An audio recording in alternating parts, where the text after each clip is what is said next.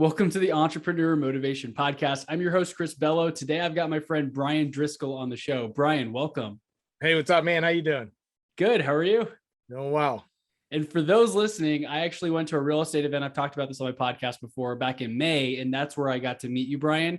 We got to connect. We had dinner. I don't know if I shared this story on my podcast. I was choking on like a piece of steak at dinner, and you're about to jump over the table to save me. So there's some backstory there too. So I feel like grateful that you were kind of like, you're the only person who didn't think I was joking. And you're like, hold on, I think he's actually joking. Everyone thought I was just trying to be funny. So welcome to the show. And I'm glad we're here having this conversation today. Yeah, thanks, man. Glad to be here. And I like your background too. So if you're not watching this on YouTube, pull it up and watch it on YouTube, unless you're driving, in which case listen to the podcast. But if you want to go ahead and introduce yourself real quick, what's your elevator pitch when people ask, what do you do? Yeah, so basically I do a couple of different things. I do digital marketing by trade, and then I'm a real estate investor also. So I kind of do like a hybrid. I specialize in marketing for real estate investors, helping them get deals, things like that. And then I do a lot of buy and hold. I buy properties, I rent them out. And then I'm just like a normal guy, just like everyone else, you know. I'm a dad and like 41 years old. Awesome. And you like barbecue? I can see it's on your shelf back there. You like barbecuing? Yeah. Barbecue is definitely a good pastime. You know what? I work a ton, so I had to find something to like get away from it. So barbecue takes up time, and it's a pause. You know, I like barbecue because it brings people over. Like you have an event, not like you're just cooking for family. You're gonna cook a brisket and invite like 10 people over. That's true. It's like a family and friends, fiasco where everyone comes over. You hang out in the backyard. You play cornhole for a few hours or something, or I don't know, ping pong if you have a ping pong table. Yeah. We got a pool, so all the kids just hop in there. There you go. That's perfect. So I love that. Thanks for sharing. And you got a lot of good books back there, many of which I've read, maybe a few that I haven't yet. But yeah, it's great to have you on the show. And it's interesting because what really stood out is how I know I hear this all the time. A lot of real estate investors or, wholesalers in particular, they're really sales and marketing people, right? They're not necessarily, they don't really start off as investors in a way. Like they have to get good at marketing and getting those leads. And in that case, like where you're at the source of all those leads, you started to invest in deals for yourself and acquire properties. And are you doing flips and stuff as well, or mostly you just got rentals? Mostly rentals. You know, funny thing is I've never sold a property. Really? You're holding on to all of them. That's awesome. Yep. So yeah, you're at the lead source. And then you also help a lot of other investors to generate leads. Mutual friend of ours, Travis said he was getting some help from you guys as well on all of his lead flow, Travis Copeland. So it's always cool to connect and just see how intertwined everyone is. We can all help each other out by providing tips or feedback or anything like that. So it's just a big circle of helping each other out and helping, get to the top. Yeah, 100%.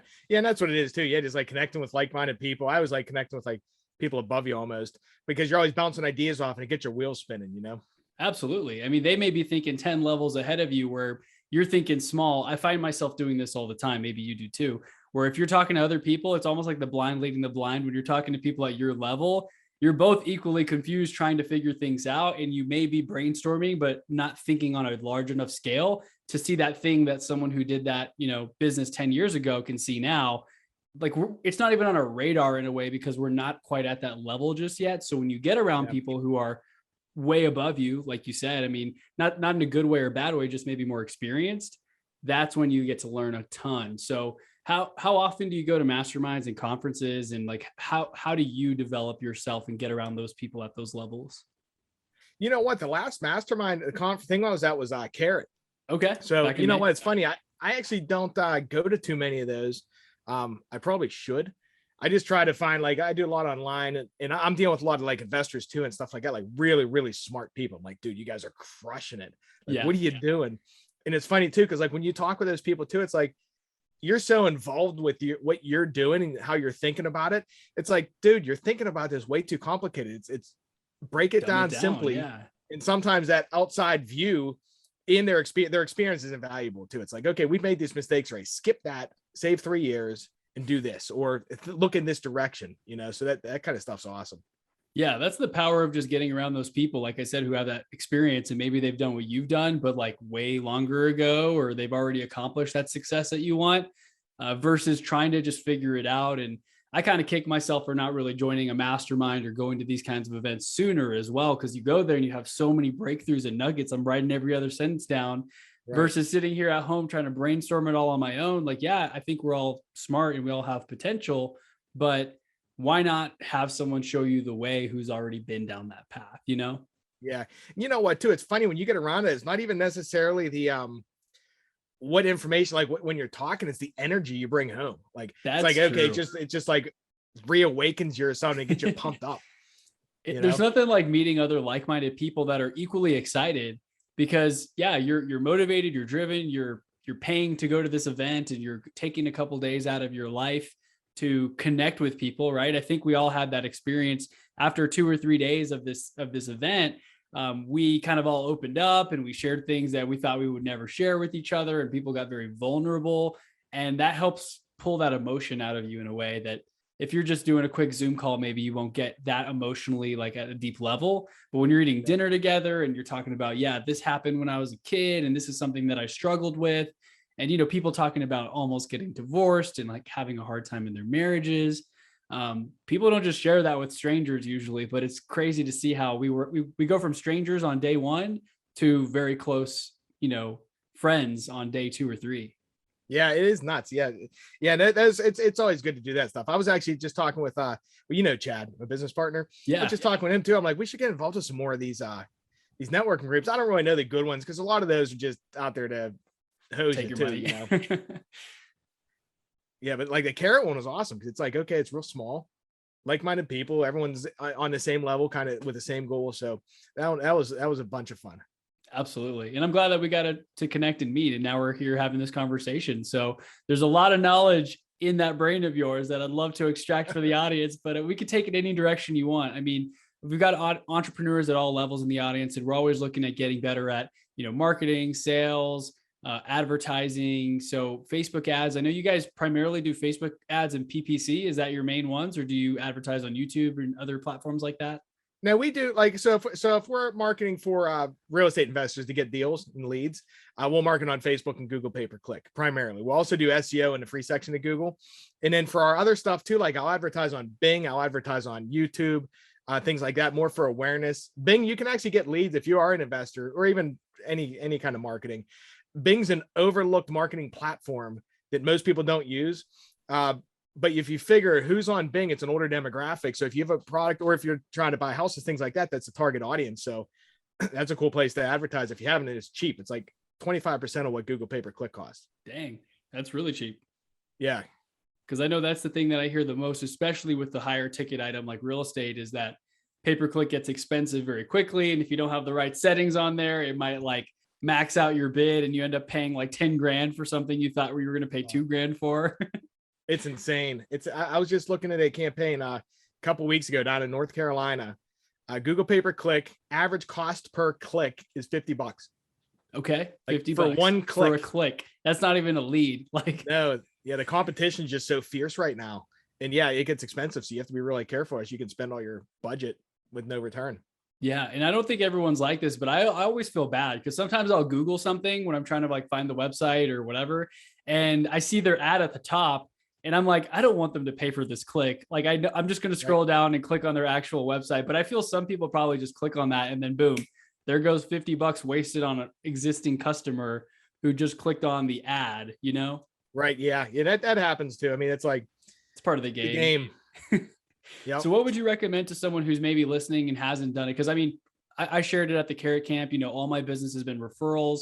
I occasionally boost a couple Instagram and Facebook posts, but like maybe just more exposure to my own audience. But do you have any suggestions on what someone should do if they want to get into paid marketing? Are there any good resources for them to maybe self-teach themselves a little bit before they reach out to somebody, like when they're trying to learn? Like, Yeah. where did you start? I just learned myself, and You're I like would an recommend. OG. You did this years ago, right? Right. No, but I like diving into stuff. So I would say if you're going to start, if you wanted to start doing marketing and learn Facebook, things like that, you can go spend 500, $1,000 and buy someone's course, which is fine. Me personally, take that 500,000 bucks and put a campaign for like $2 a day and just learn how Facebook works. Like set your own campaign up, learn, fail, see what happens, and take that 500,000 bucks and learn. And you can find almost anything you want on YouTube for free now too. You know what I mean? Like a lot of this stuff. But I'm a big believer in jumping in and figuring out why you're in there. versus like just paying for a course, Yeah, I think the problem is there's so many courses and there's so many free videos out there too that a lot of people get overwhelmed because this person says to do that. That person says to set up your ad campaigns in a different way. And now you kind of get analysis paralysis because I tend to do that too. I don't know about you, how you operate with this, but I'll watch 2 or 3 videos to get a good idea. But then I'm like, man, they all kind of sound good, but they're all talking about slightly different things. Yeah. And then you're like, I'm just going to wait 2 weeks and see what ends up happening. And then you kind of forget about it. So I think the key here, I love what you said, is just go in there and instead of putting that towards a course, like start experimenting. $2 a day, see what's happening, what's working, maybe turn up the budget on an ad that's outperforming the others. So that's what it sounds like you're saying, right? Yeah, I would do that. And then a tip too, if anyone's going to do this, if you're selling a product or trying to generate leads, Facebook has a couple different options. You can do Facebook will give you exactly what you ask for. So if you set up a campaign for link clicks, they know who will click and do nothing else. If you set up a campaign for video views, they know who will view and do nothing else. So what you want to do is you want to tell Facebook, hey, we want purchases or we want leads. Tell them what you're looking for. It'll be way more cost per click, but you'll actually get people to do what you want them to do versus just getting vanity numbers. Like I talked to one guy, he spent like $1,000 getting page likes. Really? Like, dude, yeah, it's like, and you know what? That used to be the thing. You have a whole bunch of people like your page and then you post something and they see it. Well, now they don't. Now they don't. Yeah. So just go directly after the, like whatever your objective is, whatever business you're in, if it's leads, conversions, and then retarget people with things like video views so they can see you. Genius. So you're able to actually reach out to them, hit them with another kind of message, maybe a different medium, doing a video, and they'll be more likely to engage at that point. Right. Yeah. Because once you get them, think about it like a funnel that you're showing ads to people that don't know anything about you. So your whole primary objective is to get them to your website. After that, then you're trying to build trust and credibility, things like that. So you can show them videos or show them tips, things like that, because they've already seen you. Now you're trying to get them to know, like, and trust you, and then feel like they can do business with you. Definitely. And like I mentioned earlier, I see a bunch of great books behind you. I think .com Secrets, that's one that I read, Russell Brunson's book. He's got a lot of like Traffic Secrets is another one on getting traffic, retaining it, having a funnel. I'm just curious to know what are maybe 1 or 2 of your favorite books on this whole marketing, sales, like attraction marketing. Do you have anything that comes to mind? You know what? There's one I just read a couple months ago. It's called the 1-Page Marketing Plan. I heard of that. Yeah, you read the whole book and it gives you literally, by the time you're done, it'll give you on one page an actual marketing plan there. Marketing books, I don't read many. Russell Brunson's a genius on the psychology side of constructing an offer, things like that. So he's awesome.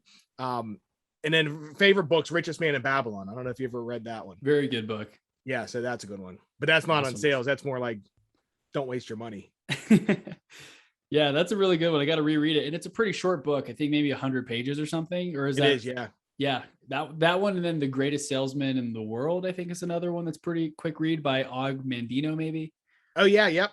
Yep. That's another good one. I kind of confuse those two sometimes where I'm like, wait, which story was which? I kind of know they're both parable based where they tells a story and there's a bunch of lessons. So everyone go check those out. I remember maybe you mentioned this on the recent call or something, like the 1-Page Marketing Plan. I heard that somewhere else recently, but that's definitely one I got to check out because I love the idea of just having it concise enough where boom, it's right there next to you. You can refer to it and make sure you're actually staying on course. Yeah. So that's then Gary Vaynerchuk got that jab, right hook. Yep. But then again, it's like, okay, you can read his books, go do it. Like just jump in and set something up and learn, like jump in the pool and see if you can swim. And have a lifeguard maybe or something, like using that analogy. Don't do it if you don't know how to swim and then drown. Yeah. But like if you have someone, that's what I love about having a mentor or even being in a group like the mastermind that we went to. I can go and jump in the pool, so to say. And if I have an issue or a problem, you guys are kind of like the lifeguards there where I can just text a quick question. I did this the other day. I had a question and I dropped it in that Facebook chat and it was like 15 people in there. And I literally got 4 or 5 answers within a minute. I mean, that's amazing, someone that I can actually trust, and you guys are actually all successful in what you do in various markets across the US. I would rather message that group chat than go and ask like my parents who've never done real estate deals, what they think, right? It's just like get advice from the right people type of thing. That's so true too, because like they say free advice is the most expensive advice, but then also if you're in a group, like if you're in a group with real estate people that are successful in real estate, they can answer the questions for you. But then if you're looking for like stock tips, you got to ask the right Group. people for the right tips, or other, you know what I mean? But yeah, it's Absolutely. so important.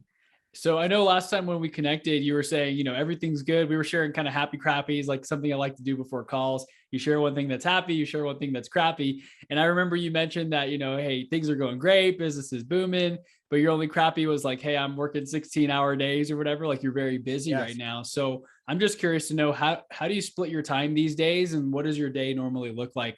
Are you helping clients? Are you going on real estate appointments? Can you talk a little bit about that? Yeah, sure. So I usually wake up at like 4 a.m, something like that. My brain just wakes up too. It's not like I even set an alarm clock. So I wake up at 4 and I immediately come down, start checking my emails. I look at my calendar. I'm real detailed on my calendar. So I schedule everything out all day long. And what I do is I actually pull out my cell phone and set an alarm 5 minutes before every single appointment I got, just so I can. Do you do the same thing? 10 minutes before. And so that way it's like, and I'm like, cool, I got that. Let me turn on Zoom. Let me like make a cup of coffee. Right. Exactly. Yeah. Cause I'm like, geez, I got so much stuff going on. If I don't do that, like, I don't want to forget to call somebody. Right. So yeah, I do that. And then basically like I'll work until about 8:30 when my kids are up for breakfast. They're getting ready to go to school. So I'll go up and hang out for like 10-15 minutes with them. They're out of there. And then, I just come back. I'm banging workout till at least 5. A lot of it's client calls. A lot of it's optimizing campaigns. It's really like whatever it is. I manage a team too. So it's like pretty much juggling. I mean, you know what it's like. It's like just juggling pretty much everything that's coming at you all day long. Right. And it never ends, really. You're just delegating and you're seeing, do I need to do this? Does this need to get passed off? Like what needs to happen? Right. Exactly. Yeah. So, and then, and I look at a lot of that kind of stuff too. And then after work, I'll take off around 5, go eat dinner with the family. And a lot of times I'm back to work from like 7 to 9 o'clock again. Owning a business, it's like, you always have stuff going. I'm dreaming about work all the time, but I like what I do. So it's not like I enjoy doing it. So I don't mind, but yeah, you do got to find that balance. You do. And there's a funny quote I remember hearing where it said entrepreneurs will work 60 hours a week for themselves to avoid working 40 hours a week for someone else, right? Like we're willing to do more, but what you said there's also super important is that it doesn't really necessarily feel like work and you love what you do. And you even dream about your work, right? You're kind of thinking up ideas like, what do I need to do next? Or how do I, make this process better? And I find myself doing the same thing too. I can't just sit still. I hate idle time, downtime. Like sitting there watching Netflix, I'm still typing in notes and ideas or emailing myself something that I want to do later, even if I'm watching a show. So it's kind of sad because it's hard to focus on something for that long uninterrupted. But at the same time, I love what I do so much, kind of like what you said there, is that I can't wait to improve things and make clients happy and, close more deals. Like that whole thing, it's fun. It's like a game. Yeah. Yeah, big time. And then, I tell everyone too, like, think about like to get in that situation too. Think about like, what would you do if you didn't have to worry about money, and then go try to build a business around that. I was just watching a video on someone saying that today. So and it makes sense too. Like I like real estate, I like marketing. So I was able to find a way to merge that together. Definitely. I just read that in Tools of Titans, I think, where someone said, take money off the table. If I could give you $1 million or $1 billion, I forgot what the number was. It said, imagine I can just give you that to do anything you want to do. Like, what would you work on? What problem would you solve? That makes you think entirely differently than, a lot of people get into real estate or a high ticket sales type of thing because they're thinking about the money, the commissions, hitting the 6-figure salary, and then the 7-figure, mark. But that's not enough after you hit a certain amount. If you're not excited about it, then it's going to be very tough to keep going, versus if you're solving a true problem or a need that lights you up and, you feel great when your clients have that result that they're looking for. There you go. You don't have to worry about the money, because if you can get your clients the results, the money will come. Yeah. And you know what? That's so true too, because it's like, okay, say you hit a goal, say your goal's whatever, say your goal's hit $100,000. Once you hit that, what do you do then? You got to, okay, let's set another goal, 150, and you keep hitting those different numbers, but you're not getting the fulfillment because you're just focused on the wrong things versus making a difference. Definitely. And I felt that as well. There's a couple podcasts, obviously the Carrot Cast, where we heard Trevor Mock talking about it. And that's where we met at the Carrot Camp in Oregon back in May. But I'm so glad I came across his message, because I was always chasing that. Like I want to make a 10K month, 20K month, 30K month, like 6-figure year. And then what? It just never ends. The goalpost keeps moving. Trevor talks about that as well in his show. And I had him on my podcast, I don't know, maybe 30 episodes ago or something at this point. But I'm glad that that kind of was brought to my radar early on, because otherwise it's an empty feeling. You know, you hit your goal and it's exciting for 2 seconds, and then you're on to the next thing, and it's just never ending. So you've got to make sure to find that thing that fulfills you, other than just the money. So what is that for you? What is that thing that lights you up? I mean, obviously you said you love real estate, you love marketing, you combine them, but what is it about those things that you love so much? That's a good question. So see, I got issues. Like whenever I hit goals. So when I hit something, like say you're focused on numbers, things like that. I don't even know. Like one of my buddies is like, hey, it's like hitting a goal depression. There's like a term for it or something. It's so it's real. like, hey, if you hit a goal, say you have a really big goal, you're struggling for that for a whole year, and then you hit your goal and you're not really compensating except for hitting that, and there's nothing after, then you got like an empty feeling. Okay, what am I supposed to do next? You know, your sense of purpose, right? You're like, man, what is life? Exactly. So, and that's one of the reasons why I buy so many properties, because I always want to be having 3 or 4 things in the future, 3 or 4 goals, which I guess doesn't give you really like fulfillment and stuff like that. But like I always chase. Yeah. It's like being a shark. Like sharks they cannot stop in the water. Like if you always have goals set up ahead of time, you know where you're going. You always have something to push towards, versus if you set like one goal and it's done, it's like, okay, now I got to sit and think, and then you got to get the juices going to like even get excited about the goal again. Versus if you have a purpose, it's like, okay, I want to buy X amount of properties. I want to build a portfolio. It's like not 10 properties, not 20 properties, whatever it is. Just I want to consistently do this. I enjoy turning crappy houses into nice houses. Then it's like an ongoing thing versus, hey, I want to hit 10 properties or 20 or whatever that number is that stops whenever you hit it. Right. That's really cool. I wrote down the goal depression. That's so true, because it's almost like, I mean, I've heard some people say this. It's almost like if you I went to a concert the other day and someone was like, oh, they're probably on like speed or whatever because they have water bottles. I'm not sure. And I'm not saying drugs are good or bad. You know, for those listening, do what you will. It's your choice. But from what I hear, if you take some kind of drug that like makes you happy, the next day, apparently you're like depressed a little bit because it's just such an extreme difference. And so just thinking of that example, I'm thinking about the goal depression, because you're so happy when you hit it. Like when I hit 1 million podcast downloads this year, I was home alone and I was like, yeah, like, let me update my status. And oh my God, let me take a picture of it to remember this. And it was cool. I got like 100 likes or whatever, but the next day it kind of wore off, you know? I've been chasing that goal for so long, and now it kind of meant nothing other than a Facebook and Instagram status update, you know? So it's like, what's next with my life? 10 million downloads? Like, oh, I'll never get there. Yeah. And you know what, too? It's weird. Like even talking about that, like I was actually just talking with my dad. He was talking about like the universe and stuff. He's like, okay, think about a pendulum, and if it swings to the positive, the universe wants to be in the middle. It wants to be neutral. Yeah. So if it swings to the positive, it's going to, the universe is pulling it back to center, which is going to put it in the negative until it evens out. So the higher positive you go, the other side's going to be negative. And I don't know if I ever told you, I was diagnosed years ago with bipolar, which is the same thing, ups and downs, stuff like that. So it's a constant. You always want to stay in the center, stuff like that. But it's a weird thing. Like if you get super excited and pumped, same as I would assume drugs would do for you. Yeah, it's going to spitfire and it's going to put you into the negative side until everything evens back out again.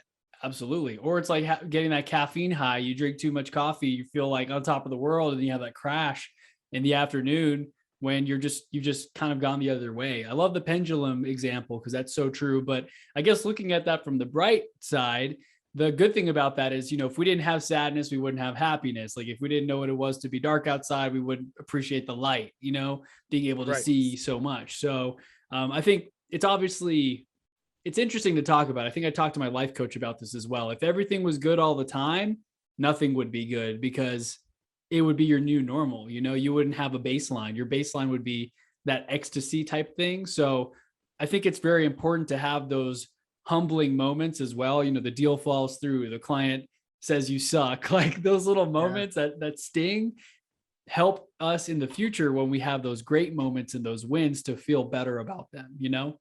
Yeah. And I agree with that.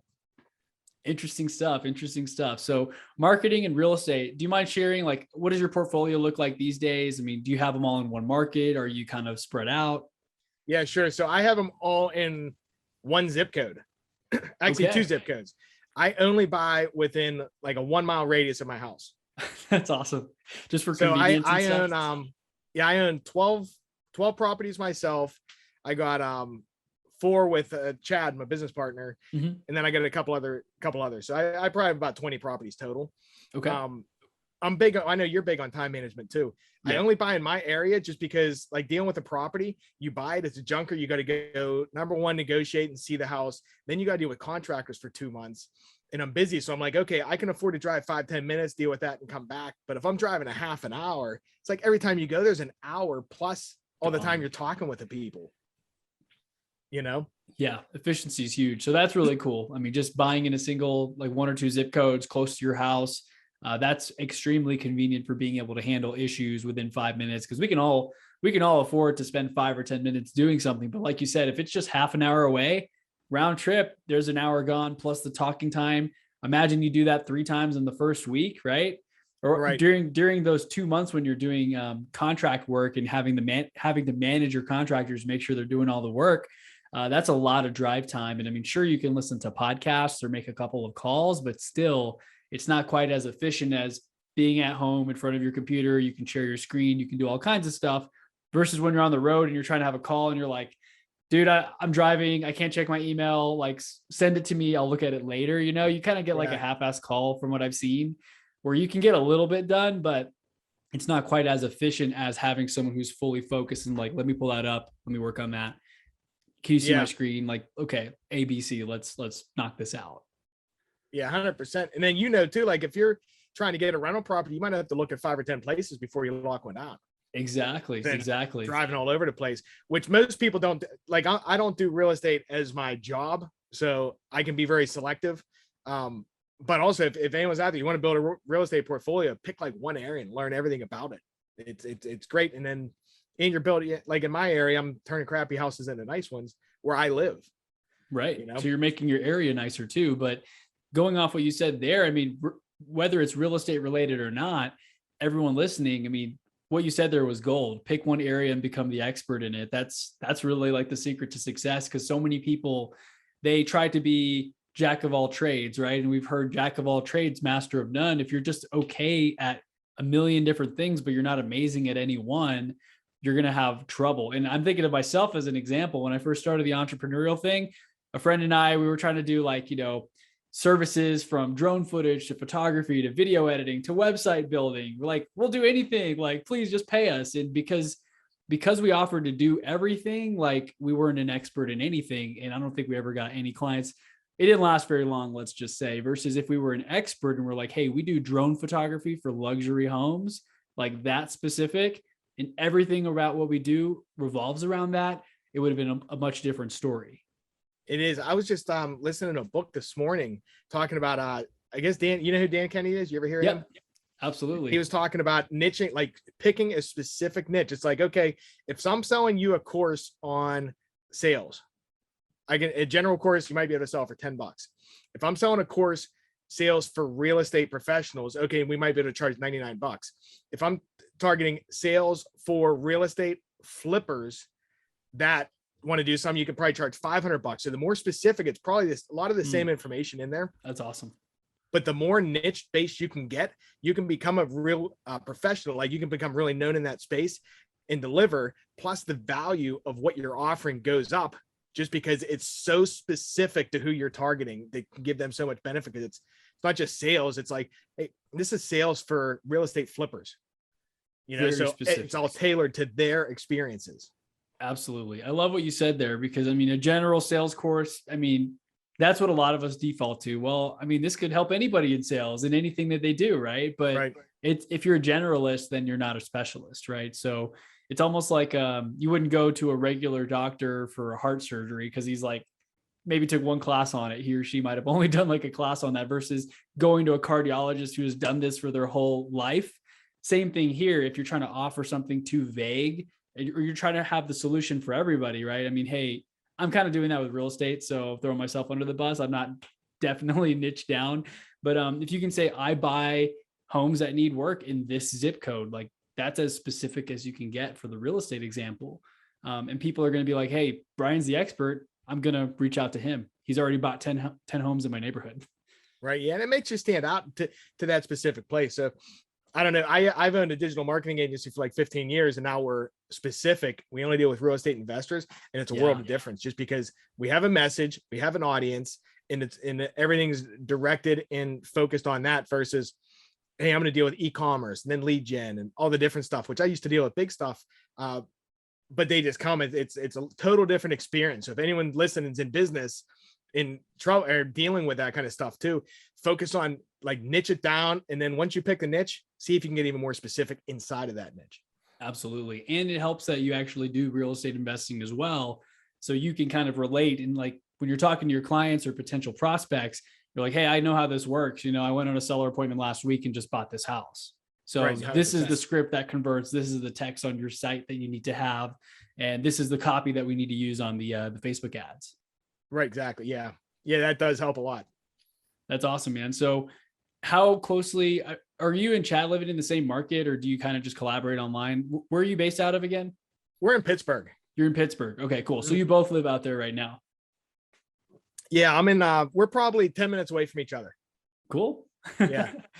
That definitely helps. I mean, I imagine you probably do most stuff, phone calls, Zoom, text, stuff like that, or you meet up a lot. You know what? We just started 3 weeks ago. Every Thursday, we're starting to meet up in person now. There we go. Just because I work at home, he works at home. I'm like, I never leave my freaking house. Right. Same. You know, it's like, I got to get out of here, man. You know? I know. That is one nice thing about just meeting up in person with people. Cause like, it's a different kind of energy. You said that about the camp that we went to as well, the mastermind event. It's just like you go home feeling energized and refueled in a way that maybe you wouldn't if you were just doing a phone call or a Zoom call. Right. Yeah. I've noticed that for myself as well. That's awesome, man. So what are some of your next goals, your next things that you guys are working towards? Our next things, we're hyper focused on the agency right now and delivering quality too. So we're building out teams, restructuring everything, mainly trying to differentiate and deliver quality versus just selling digital marketing. Right. So that's what we're doing. And also I'm trying to pick up properties. Okay, cool. Those are the two goals. That's awesome. Cause I talk with a friend, we do a weekly accountability call, and it's funny because every time he's like, what's new? How's everything going? I'm like, same old, man. I got a couple of podcast interviews this week. I got a couple client calls. I got a closing, on Friday. It's just, it should look boring. I think if you're doing the right things and you're seeing results, every week should kind of look like the last. You're continually chipping away at the things that actually work. Yeah. I think consistent effort is what's going to get success. Like, yeah, and it's kind of boring too. Like once you find out what's working, just put your head down, keep doing do the crappy work. Like it sucks a lot of times. Like it's work. It's not fun, but you consistently do it, and then you're going to keep moving forward. Yeah, I've noticed that for myself. And I mean, it's fun every now and then. I love connecting with people too. So if I'm doing a Zoom call to talk to somebody about a podcast, or if they want to do something in real estate and they need my help, I mean, yeah, that's going to be fun for me and energizing. But at the same time, it's kind of like, okay, maybe last week I talked to one person about selling a house in Houston, where I'm from, or maybe next week's going to be a call with someone. Like I have someone reached out to me who wants to buy a house in Utah. And so I think we're going to do a call on Thursday to talk about what she's looking for, how I can help her connect her to someone local, and I can get a referral commission because I'm playing that referral game. Nice. But you can make a fun thing out of things that are usually boring for you, I guess. Cause after a while it's like another call, right? I just have another Zoom call. It's the third one this week. It's not very exciting. It's not sexy, but if you do it over time consistently, that's where you see, boom, clients happy, 5-star review, money in the bank, right? Which kind of gives you that little dopamine hit that we were talking about earlier. Yeah, big time. And then you can even break it down into numbers too. It's like, okay, then you can control your income. It's like, okay, if I talk to 10 people and I get one deal out of it, good. So that means I need to talk to 100 people, then I can get 10, and you can start optimizing your schedule, things like that, to increase your salary. Definitely. And any suggestions on how to increase the number of conversations? I mean, obviously paid spend. Is it just a matter of increasing your ad spend? If you've got ads that are working, you just increase the spend to get more potential leads? Yeah. So that's a good question. So if you're doing digital, like I do it, if I want to talk to more people, I just increase my ad spend and my calendar's booked. My calendar's always booked, but yeah, you can just increase your spend. But what you want to do if you're doing that is put roadblocks in the way. Like whatever you're doing, like say, for example, me, I ask people, how long or what are you doing? How long have you been doing it? What's your budget? Like you have to have a specific budget and create those roadblocks, because you'll have a whole bunch of time suckers come through the funnel. So block those. And then, here's an example. So on our website, I used to get too many leads. Like I couldn't even talk to them all. And then we put a page up right in the beginning. I call it the FU page. It's like, hey, if you don't have $1,500 a month, we're just not the right fit. And you can go somewhere else. We have a drop rate of 55% on that page. So out of 100 people come, 55% of people leave and that wanted to fill out a form. They've already clicked the button to fill out the form, but they leave. But what that does is we might lose a couple people who are qualified because they're mad and think we're jerks, but the other people, they just got weeded out. So the only people that come through now are kind of pre-qualified. So it doesn't take as much of our time. Right. And we can talk to more qualified people that we think we can help. So like anyone can do that too. Figure out what's your buy box, or like what kind of stuff are you looking, what kind of people can you help, and put obstacles for them to get to you, and weed out the other people so they don't just suck up all your time and waste it. That is such good advice, because I would have thought, if you want to have more conversations, just turn up the faucet, increase your ad spend. But then you'll have that problem that you just mentioned where you were getting so many leads, you couldn't even talk to them all. And, leads kind of die over time. If someone reaches out and you try to contact them 3 weeks later, it's probably a little too late, or they're going to be like, who are you again? And so how you handle that is just to put that page up front, putting some roadblocks in the way or hoops for them to jump through, rather, to make sure that they're actually kind of pre-qualifying themselves. So when you're having a conversation, it's with someone who's ready to go, who's interested, who acknowledges, I'm willing to pay $1,500 a month. Like I'm willing to make that investment in myself. So those conversations are probably a lot more like high quality. Yeah. I mean, it's like, even for you, say, for example, like you're looking for buyers. How many buyers do you want to talk to that have a 400 credit score? Right? Probably like, not a whole lot. If I could fill your calendar with buyers with a 400 credit score, it would do is waste all your time. Right. And for those listening, you can't really buy a house with a 400 credit score unless maybe it's a investor loan or something, private lender or hard money.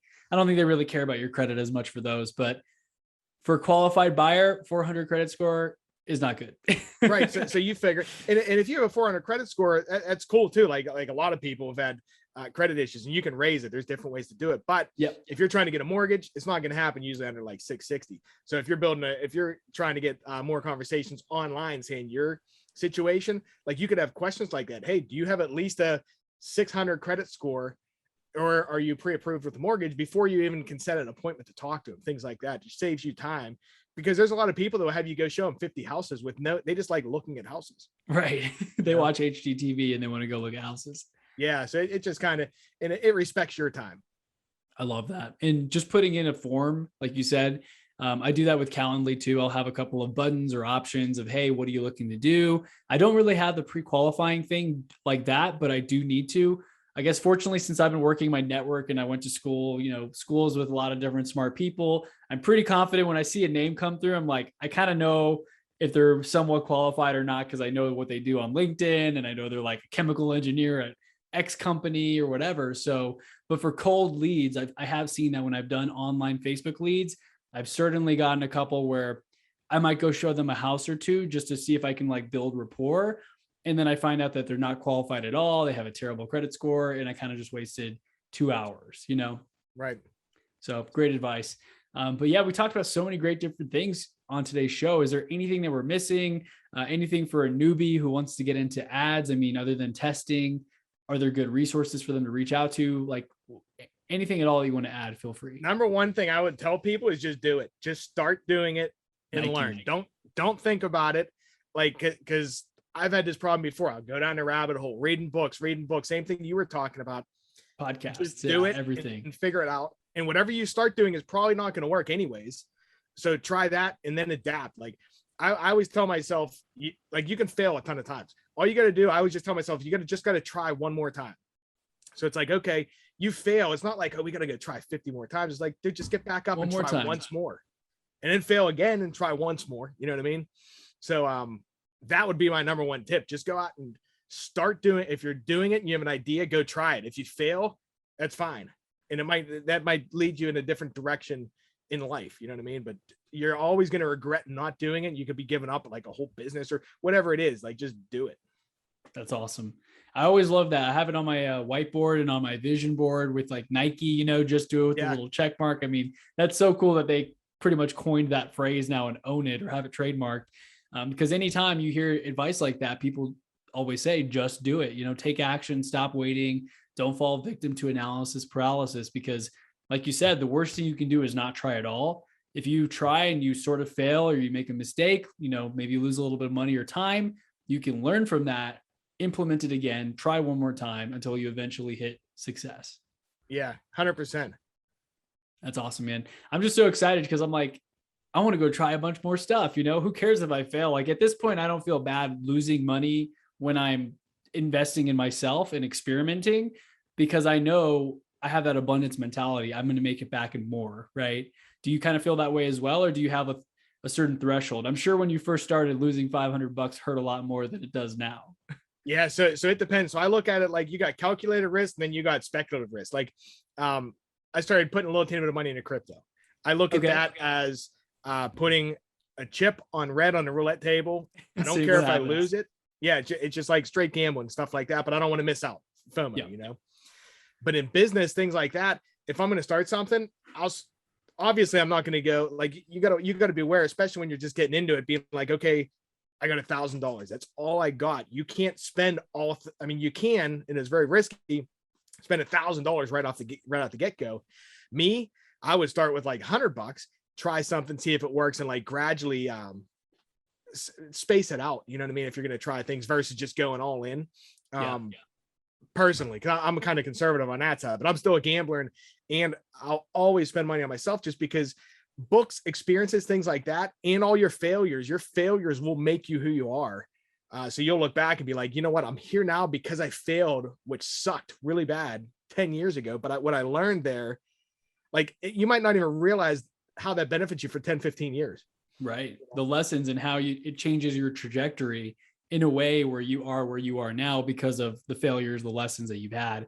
I love that though. I wrote that down. Calculated versus speculative risk.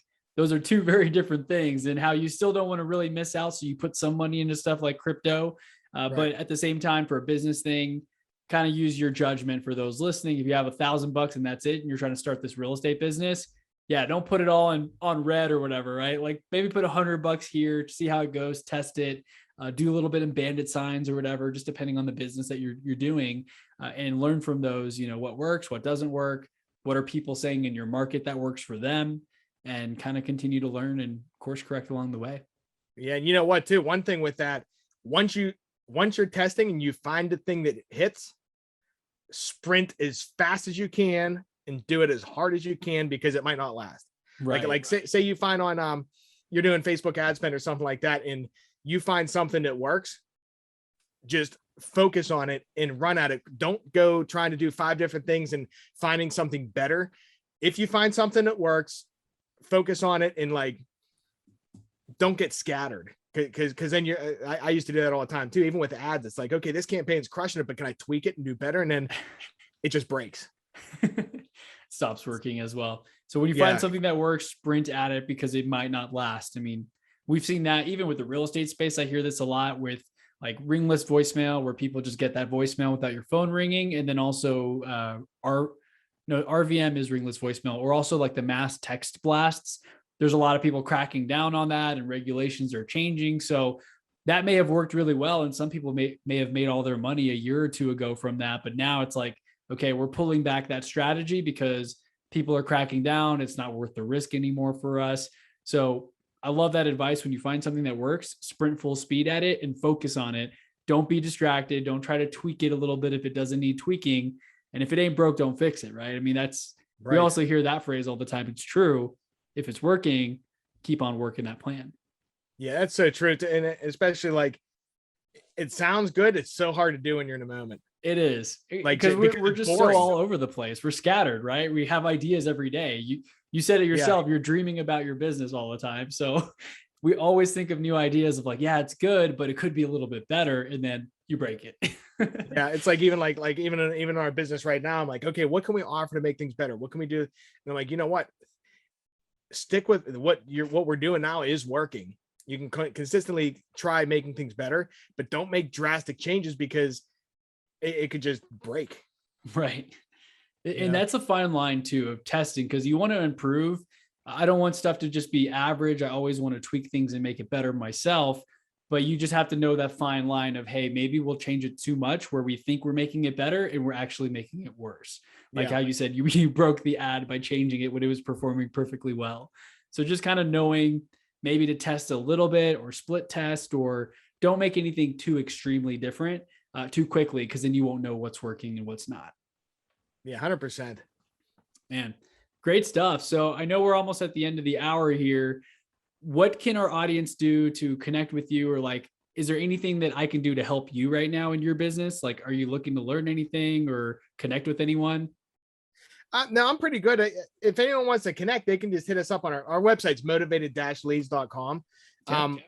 But no, I mean, we're just buddies. Like, I like you. I don't need you to do anything Same, for me. man. You know I what I mean? appreciate you. You almost saved my life, but luckily I coughed up the food I was choking on, but you were about to do it. Yeah, that was crazy. That was crazy. Yeah, I'll never forget that, because that's never happened. And I'm like, wow, so that's how people legitimately just choke. Like, I'm like, I can't breathe. Steak's not going down. It's not coming out. But yeah, same, man. I really enjoyed just talking with you and connecting with you, especially at that event. Glad that we're friends now. And if I can ever help in any way, let me know. And for those listening, again, that's motivated-leads.com. I'm going to drop that in the show notes. And that's your social media handles as well, right? Like Motivated Leads. Are you on Instagram? Yeah, it's on Instagram and Facebook, and I'm on LinkedIn. If you ever want to hit me up, just type in my name. If I'm connected with you Bryan on with there. a Y. Bryan with a Y. Okay, cool. I'm going to make sure I add you on there too if we're not connected on LinkedIn just yet. But Bryan, thank you once again for your time, for jumping on here, sharing your story, talking about ads and leads and testing. And if it's working, don't really change it that much because you might break it. Yeah. And also kind of do what you love, right? Like you're doing marketing in real estate, and that's what you just show up and do every single day, and you love it and it doesn't feel like work. So a lot of great lessons here, great reminders of the goal depression too that I wrote down. You're going to feel a little sad after you hit a couple of goals, but as long as you continue to make new goals and push towards something, then you can show up every day with that excitement that you initially had the first time you set that goal.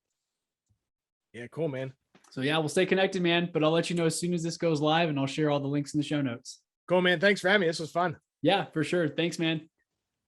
Hey, everybody. Thank you so much for being a listener to the show and for checking out my message. If you've been here for a while, I'm especially grateful for you. But if you're new here, thank you once again for being a listener. Just wanted to let you know, I help people buy, sell, or rent real estate across the nation in the US. I probably could even help you across the world, but it just gets a little more difficult with time zones and setting up times to chat. If you have any questions at all, shoot me a DM on Instagram. My handle is chrisbello_, or you can also go to my website, chrisbello.com/real estate. Again, that is chrisbello.com/real estate. Happy to help any way that I can. And thank you once again for being a listener.